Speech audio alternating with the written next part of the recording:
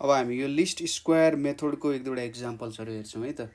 हामीले यहाँनिर दिएको छ द फलोइङ डेटा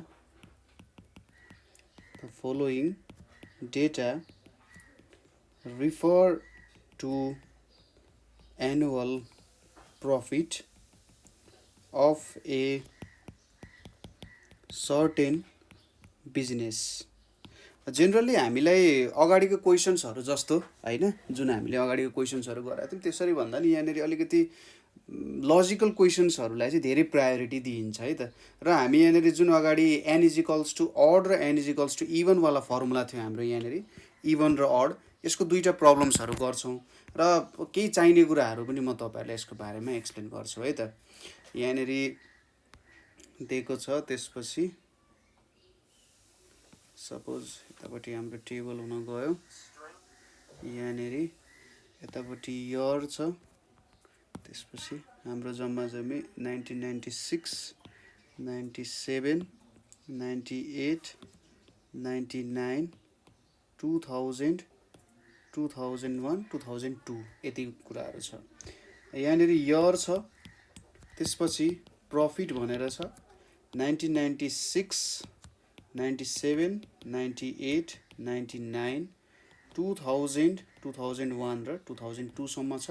र प्रफिट भनेको इन थाउजन्ड्स है, जस्तै मैले 60 लेख्नु भनेको 60,000 भयो, 72,000, 75,000, 65,000, 80,000 अनि 85,000 र 95,000 यति कुराहरू भयो। यहाँनिर अब हामीलाई क्वेसनले के सोध्छ भन्दा धेरै प्रकारको क्वेसन्सहरू चाहिँ यहाँनिर आउने गर्छ है, धेरै प्रकारको आउन सक्छ। उसले अब क्वेसन्सको कन्सेप्ट अनुसार के बुझाउन खोजिरहेको छ भन्ने कुरा थोरै बुझ्न जरुरी हुन्छ है त। ल, क्वेसन हामीलाई के सोधिरहेछ भने एकदमै सिम्पल सोधिरहेछ, सिम्पल क्वेसन छ। Fit a straight line trend by the method of least square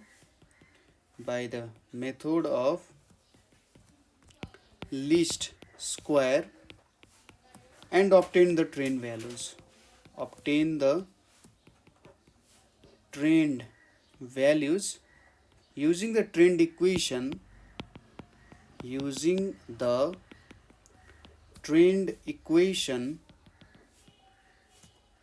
estimate the profit for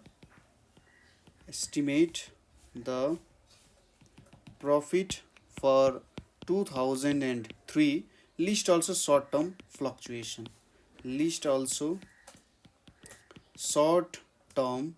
fluctuations है। क्वेसन्स हेर्दाखेरि अलिकति डिफ्रेन्ट जस्तो कहीँ नबुझ जस्तो देखिन सकिन्छ, तर एकदम सिम्पल छ।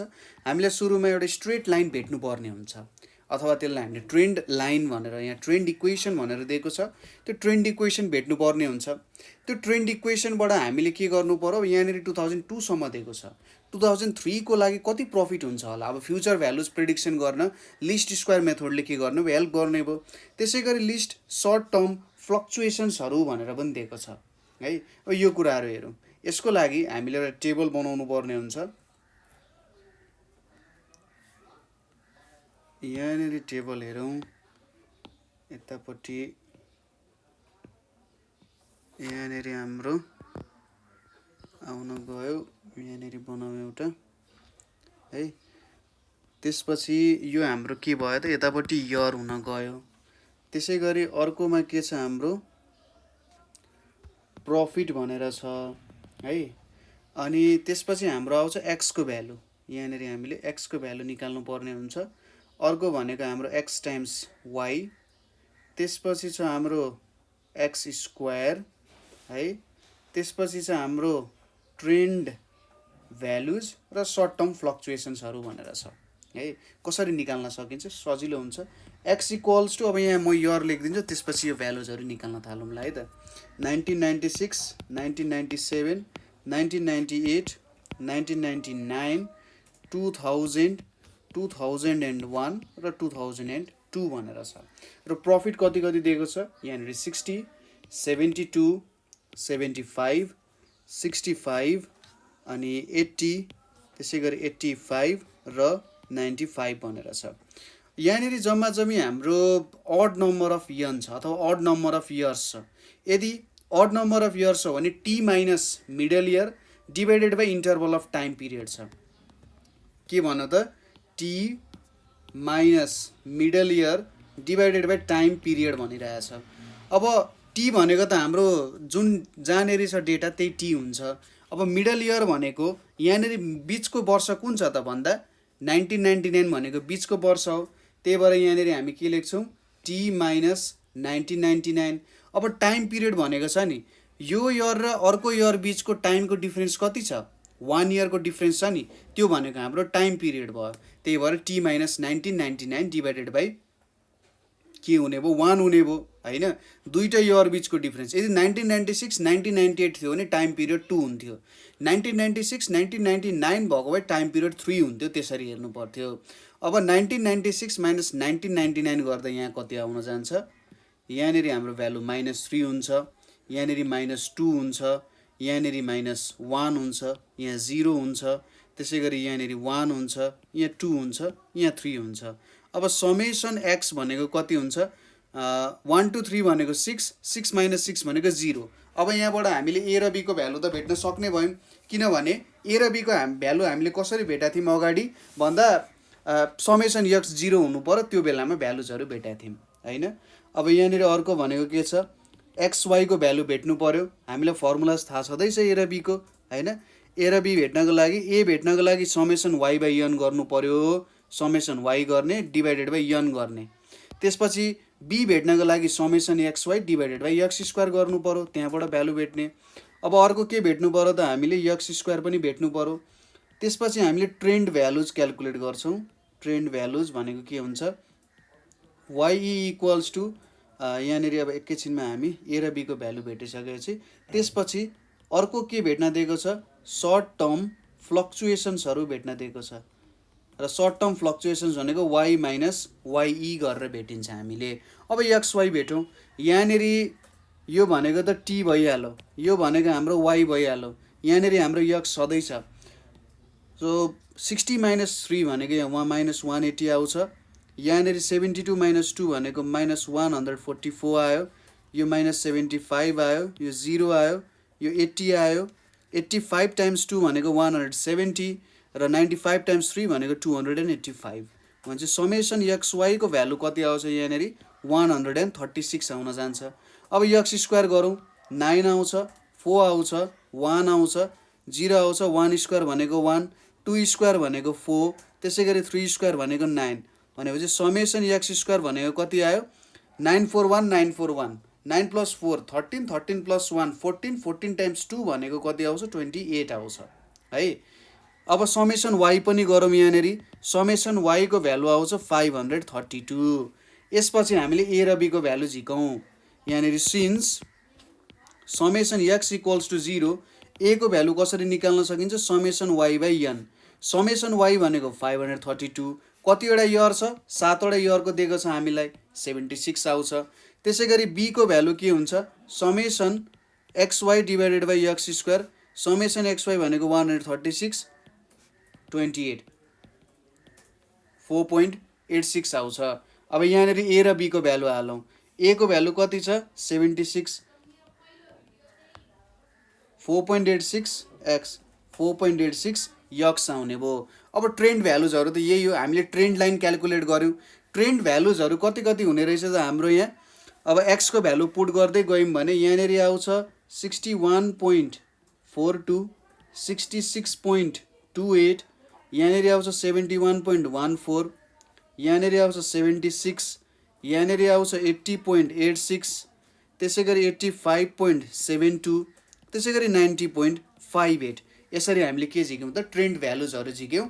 सुरुमा हामीले ट्रेन्ड लाइन डेभलप गऱ्यौँ हैन। तपाईहरुले के लेख्ने यति लेखिसकेपछि now the best fit of straight line trend is obtained by substituting A र बी भनेर लेख्ने र वाई इक्वल्स टु 76 + 4.86 यक्स भनेर लेख्ने। 4.86 भनेको हाम्रो स्लोप हुन गयो, 76 भनेको हाम्रो वाई इन्टरसेप्ट हुन गयो। हाम्रो स्लोप के छ पोजिटिभ छ नि हेर्नुस् त 4.86 भनेको हाम्रो स्लोप हो। स्लोप पोजिटिभ भइसकेपछि के हुन्छ लाइन माथि माथि चढ्छ भन्न खोजेको यो लाइनको स्लोप के हुन्छ, माथि माथि गइरहेछ, तपाईँले स्लोप भेट्नु भयो भने पोजिटिभ भेट्नुहुन्छ। यदि तपाईँले यतापट्टिको लाइन खोज्नु भयो भने, यसको स्लोप खोज्नु भयो भने तपाईँले के भेट्नुहुन्छ, नेगेटिभ भेट्नुहुन्छ है। यदि कुनै स्लोप पोजिटिभ छ भने पोजिटिभ स्लोप हुनुको मतलब के हुन्छ, त्यो लाइन माथि चढिरहेको छ, किनभने स्लोप इन्क्रिज भइरहेको छ। कुनै पहाडको स्लोप इन्क्रिज हुनु भने के हो, त्यो माथि माथि चढिरहेको छौँ हामीले। यदि कुनै पहाड अथवा कुनै कुराको स्लोप डिक्रिज भइरहेछ भन्नुको मतलब हामी डाउनवर्ड डिरेक्सनमा गइरहेछौँ, त्यसरी बुझ्न सकिन्छ है त। अब हामीले ट्रेन्ड भ्यालुजहरू भेट्यौँ। ट्रेन्ड भ्यालुजहरूले हामीले के दिन्छ त भन्दा, हाम्रो त्यो बेलाको ट्रेन्ड 1996 को ट्रेन्ड 61.42 हुनुपर्ने हो। त्यो बेलामा प्रफिट अथवा प्रफिटको ट्रेन्ड भनेको यो हुनुपर्ने 60 छ भनेपछि हामीले जुन ट्रेन्ड हुनुपर्ने हो र एक्चुअलीमा ट्रेन्ड कति छ, यो 60 छ। फ्लक्चुएसन्स आयो नि, फ्लक्चुएसन्स भनेको वाइ माइनस वाइ गरेर भेट्ने। हाम्रो एक्चुअलमा हुनुपर्ने 61.42 हो, तर कति आइदिएछ, 60 आइदिएछ। ट्रेन्ड अनुसार 61.42 आउनु पर्ने हो, तर आइदियो 60। त्यो त के भयो, फ्लक्चुएट भयो। फ्लक्चुएसन्सको लागि हामीले कसरी भेट्छौँ, हाम्रो एक्चुअल प्रफिट अथवा actual value minus trend value गरेर हामीले फ्लक्चुएसन्सहरू, सर्ट टर्म फ्लक्चुएसन्सहरू भेट्न सक्छौँ। अब माइनस गरौँ, यहाँनिर आउँछ माइनस 1.42, यहाँनिर आउँछ 5.72, यहाँनिर आउँछ 3.86, यहाँनिर आउँछ माइनस 11, माइनस 0.86, माइनस 0.12 र यहाँनिर आउँछ 4.42। यति भेटिसकेपछि हामीले लगभग हाम्रो प्रब्लमहरू सल्भ भइसक्यो। अब लास्ट एउटा कुरा के बाँकी छ यहाँनिर भन्दा, 2003 मा प्रफिट कति हुन्छ भनेर हामीले भेट्नु पर्ने छ है। फर 2003 हाम्रो के छ, एक्सको भ्यालु भेट्नु पर्यो। एक्सको भ्यालु भेट्ने हाम्रो फर्मुला के छ भन्दा, यहाँनिर टी माइनस 1999 हो। अब यहाँनिर 2003 माइनस 1999 गर्नु पर्यो। यो भ्यालु भनेको कति आउँछ, 4 आउँछ।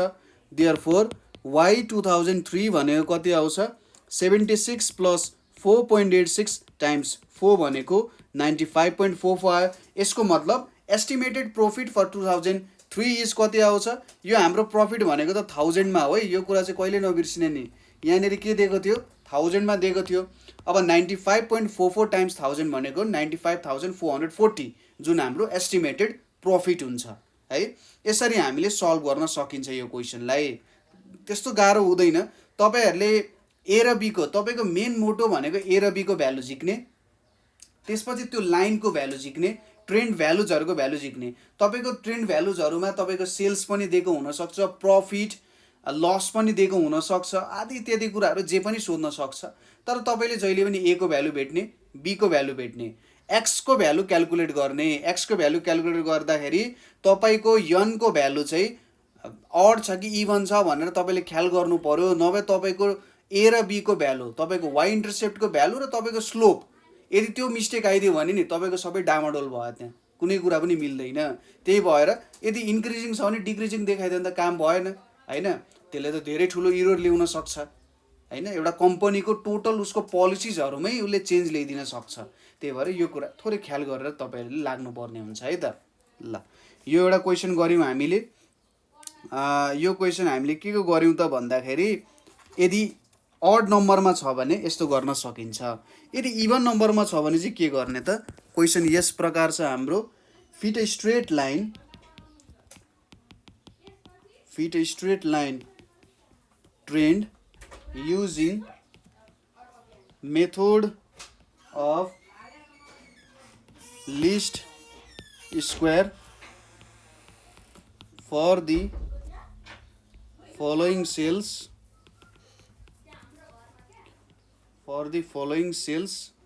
in 1000 RS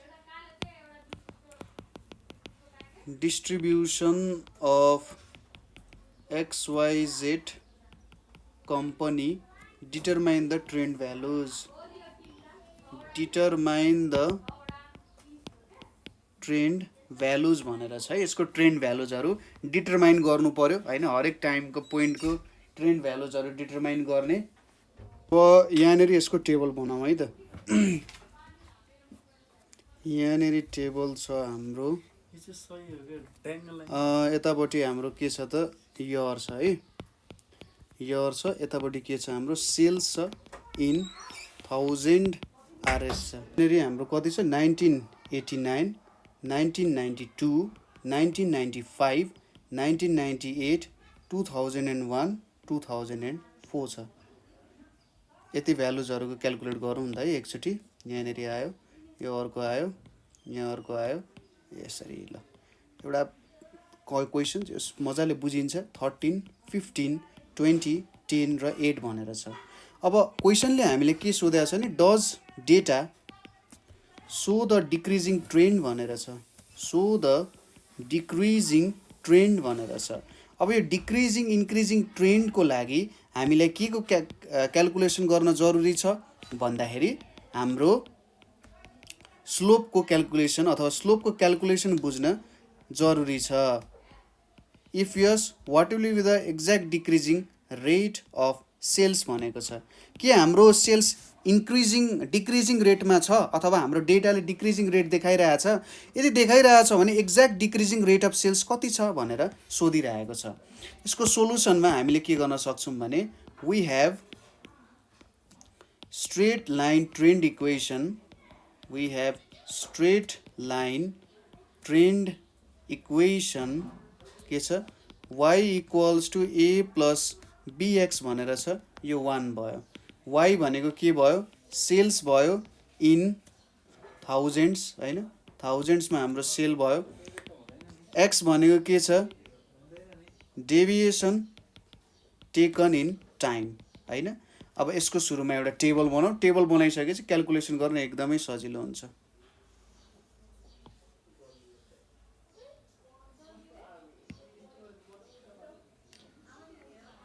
यहाँनिर हेरौँ, यसको ट्रेन्ड भ्यालुज बनाऊ। यतापट्टि हाम्रो छ इयर,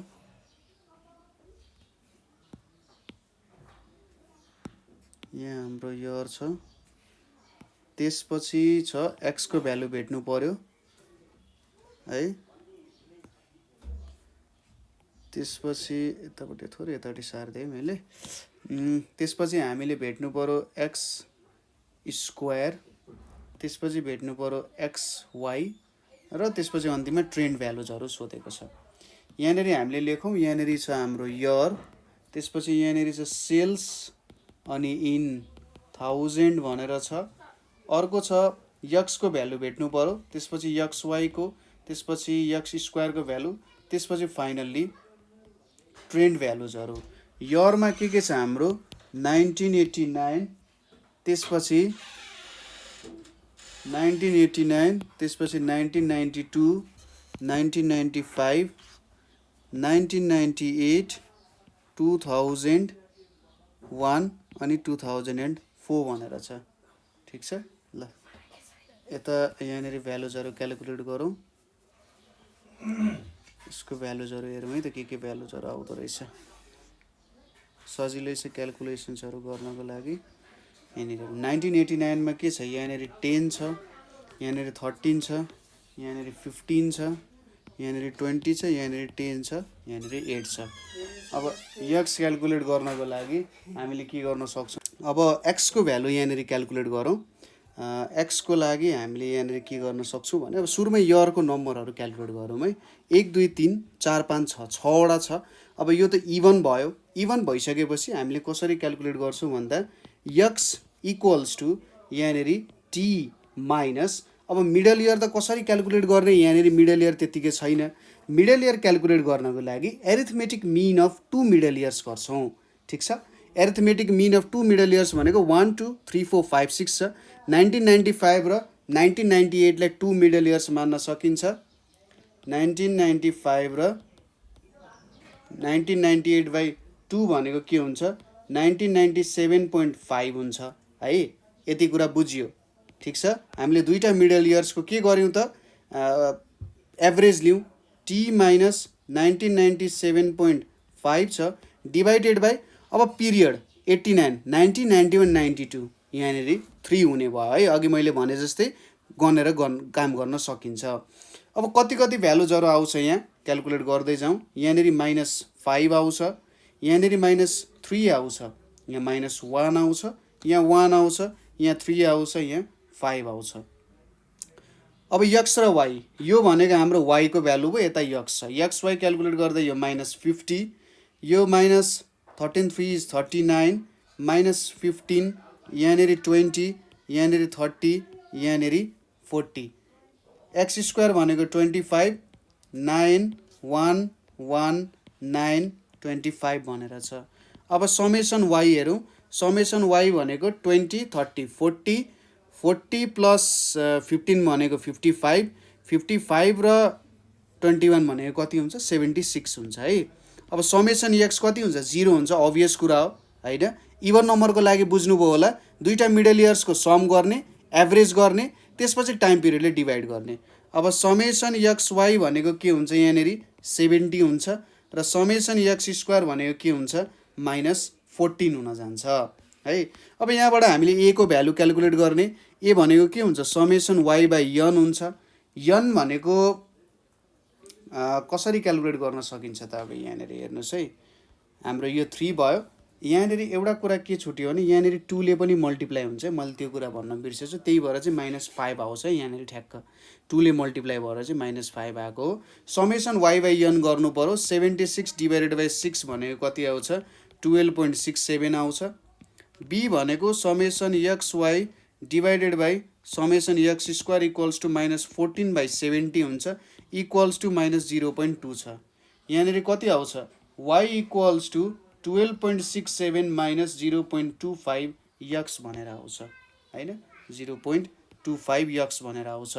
अब स्लोप के आएछ त, यहाँ नेगेटिभ आएछ। स्लोप नेगेटिभ आउनु भनेको के हो, हाम्रो त डिक्रिजिङ ट्रेन्डमा छ होइन। स्लोप नेगेटिभ आउनु भनेको हाम्रो डिक्रिजिङ ट्रेन्डमा हामीले काम गरिरहेछौँ। अब ट्रेन्ड भ्यालुजहरू भेट्यौँ, यहाँनिर वाई लेख्नुपर्छ। ट्रेन्ड भ्यालुज कति आउँछ 13.67, त्यसै गरी 13.27, त्यसै गरी 12.87, 12.47 अनि 12.07 र फाइनल्ली 11.67 भनेर आउँछ। यसरी हामीले ट्रेन्ड भ्यालुजहरू पनि भेट्यौँ है, ट्रेन्ड भ्यालुजहरूको क्यालकुलेट गऱ्यौँ, ठिक छ। र हामीलाई के थाहा छ, since b equals to -0.25, this shows that the cells have a decreasing trend भनेर भन्न सकिन्छ, ठिक छ। अब exact decreasing rate of sales कति हुन्छ, hence exact decreasing rate of sales equals to, हामीले कसरी झिक्न सकिन्छ त यो कुरा भन्दा यहाँनिर 2/3 टाइम्स 0.25 गर्नु पर्यो, यो इक्वल्स टु कति हुन्छ 0.133, 0.133 यसरी क्यालकुलेट गरौँ, यहाँनिर 2/3 छ, 2/3 टाइम्स 0.25 भनेको 0.1167 भनेर आउँछ, 0.1667 छ, टाइम्स 1000 गर्नु पर्यो किनभने 1000 मा छ, टाइम्स 1000 भनेको कति आउँछ त 166.67 आउँछ रुपिस है त। यसरी हामीले exact decreasing rate of sales भनेर चाहिँ क्यालकुलेट गर्न सकिन्छ, ठिक छ। Exact decreasing rate of sales यसरी हामीले क्यालकुलेट गर्न सकिन्छ यहाँनिर है। दुईवटा क्वेसन्सहरू हामीले हेऱ्यौँ, यसरी जस क्यालकुलेसन सजिलैसँग गर्न सकिहालिन्छ। कहीँनिर बुझ्नु भएको छैन भने सोध्न सक्नुहुन्छ है। अर्को छ अब हाम्रो measurement of seasonal variation, measurement of seasonal variation भनेर छ। अब मेजरमेन्ट अफ सिजनल भेरिएसनमा के गर्न सकिन्छ त, हामीले पहिलो कुरा त सिजनल भेरिएसन भनेको के हो भन्ने कुरा आउन सक्छ दिमागमा। सिजनल भेरिएसन भनेको एउटा repetitive and predictable movement around the trend line in 1 year or less. जुन एउटा ट्रेन्ड लाइन हामीले जुन अगाडि कम्पोनेन्ट्स भनेर पढाएको थियौँ नि है, मल्टिप्लिकेटिभ ट्रेन्ड र एडिटिभ ट्रेन्डहरू भनेर पढाएको थियौँ, त्यति बेला हामीले जुन रेपिटेटिभ हेरेका थियौँ नि, जस्तै प्रत्येक वर्ष दसैँमा चाहिँ के हुन्छ भन्दाखेरि कपडाको बिक्री एकदमै धेरै स्पाइक हुन्छ, माथि बढ्छ होइन।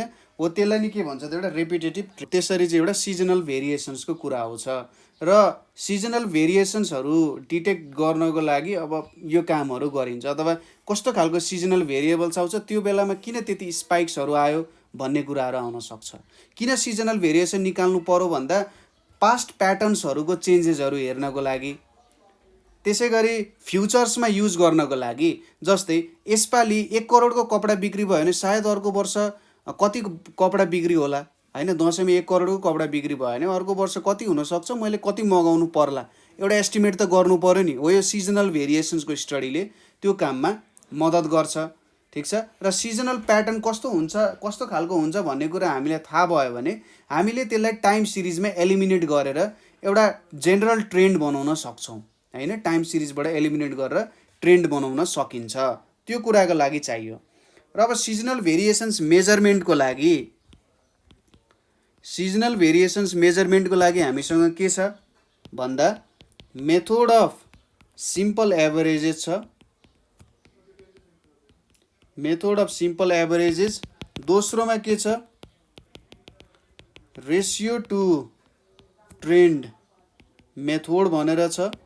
तेस्रोमा के छ, ratio to moving average method, ratio to moving average method भनेर छ। र चौथोमा के छ, लिङ्क रिलेटिभ मेथड भनेर छ, लिङ्क रिलेटिभ मेथड भनेर छ। हाम्रोमा चाहिँ अहिले यहाँनिर पढ्ने भनेको हामीले एउटा मेथड अफ सिम्पल एभरेजेस पढ्छौँ र दोस्रो हामीले स्टडी गर्ने भनेको चाहिँ दुईटामा हामीले स्टडी गर्ने भनेको एउटा यो रेसियो ट्रेन्ड भयो होइन, या सिम्पल एभरेजेस भयो, र ratio to moving average method. यो दुईटा मेथडहरू चाहिँ के गर्छौँ हामी स्टडी गर्छौँ है त। जेनरलमा यही दुईटा मेथडहरू स्टडी गर्छौँ।